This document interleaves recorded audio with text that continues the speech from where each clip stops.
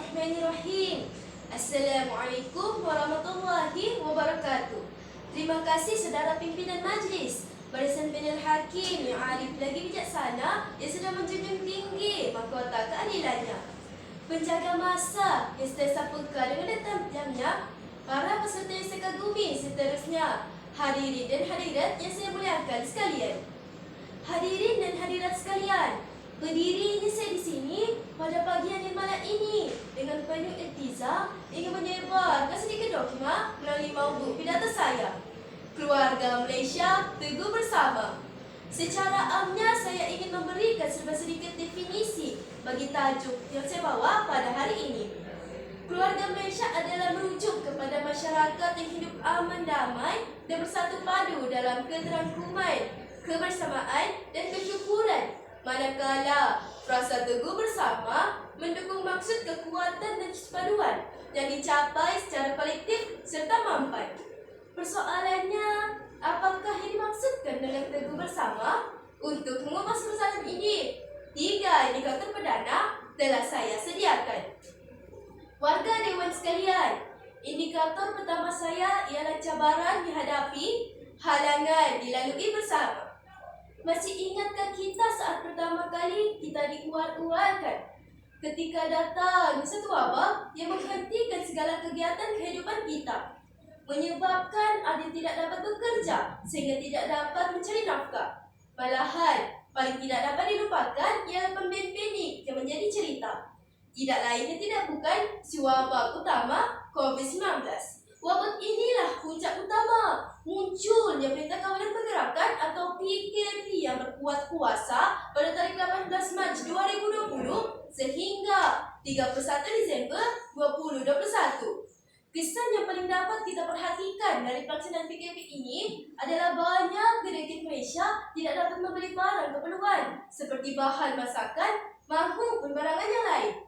Kerana kurangnya pendapatan tidak dapat mencari kerja, lebih-lebih lagi seperti peniaga pasar malam dan pasar tamu. Namun, tidak dapat kita nafikan idea rakyat Malaysia mencipta gerobak rezeki adalah konotasi yang amat berguna kepada keluarga yang terjejas pandemik COVID-19. Dengan adanya gerobak rezeki ini dapat menampung keperluan makanan secara percuma kepada yang memerlukan tanpa harus membayarnya.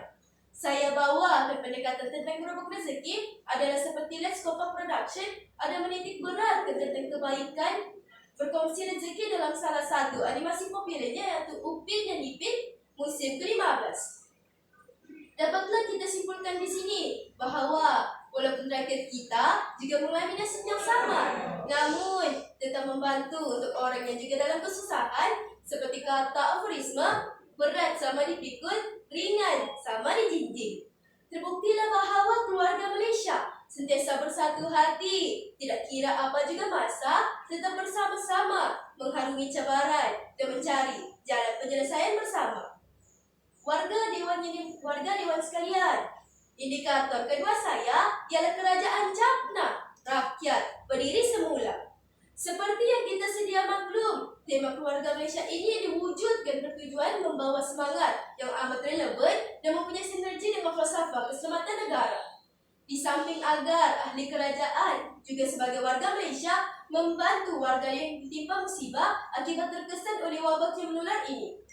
Di sini kita melihat bahawa kerajaan sememangnya telah memainkan peranan yang amat penting dalam mengatasi situasi pandemik yang sungguh merosotkan kestabilan dan ekonomi negara. Buktinya, terdapat banyak bantuan kepada keluarga Malaysia seperti bantuan keluarga Malaysia, bantuan telefon bimbit secara percuma untuk digunakan ketika sesi PDPR, juga tidak lupa kepada siswa dan siswi yang sedang melanjutkan pengajian tinggi untuk generasi keluarga Malaysia di masa akan datang.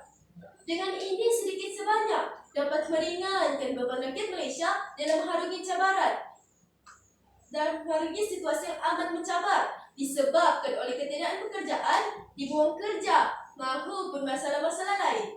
Oleh itu, kesejahteraan rakyat sentiasa akan dipelihara pihak kerajaan khususnya dalam situasi tidak terduga sebegini. Umpama bulat air kena membentuk, bulat manusia kena muafakat. Warga Dewan sekalian, indikator ketiga saya ialah Maksud patriotisme dalam diri kian membara. Di sini dapat kita pahami erti teguh bersama berkaitan tinggi dengan semangat patriotisme dalam diri keluarga Malaysia. Malaysia adalah negara yang kaya dengan agama, bangsa, budaya, juga kaya dengan kebaikan sesama sendiri. Dengan kehadiran konsep ini secara tidak sengaja menyebabkan rakyat diberi penekanan untuk memupuk semangat patriotisme dan saling sayang menyanyi dan mengelakkan perbelahan yang bersesuaian dengan tajuk kita pada hari ini, iaitu saling bersama-sama dan bertolak ansur, bagai aur dengan tebing, mahu pun isi dengan kuku. Misalnya, rakyat bersama menyambut sambutan kemerdekaan pada peringkat perumahan dan juga kampung.